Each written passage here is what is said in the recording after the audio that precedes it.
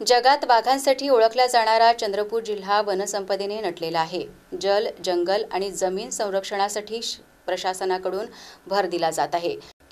मात्र 2023च्या आकडेवारीनुसार वन सर्वेक्षणात एक धक्कादायक बाब समोर आली आहे। जिल्ह्यातील वनमंत्री आणि कोट्यवधी वृक्ष लागवडीनंतर सुद्धा जिल्ह्यातील वनक्षेत्र घटले आहे। वन सर्वेक्षण विभागाकडून दर 2 वर्षांनी भारतातील वनांचे प्रमाण आणि स्थिती दर्शवणारी जाहीर केली जाते।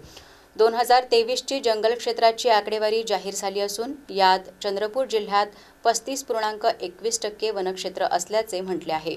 2021 मध्ये घनदाट जंगल 1320.89 वर्ग किलोमीटर इतके होते, तर 2023 मध्ये कमी होऊन 1318.87 वर्ग किलोमीटर झाल्याने वन विभागाच्या कार्यप्रणालीवर प्रश्नचिन्ह निर्माण झाले आहे।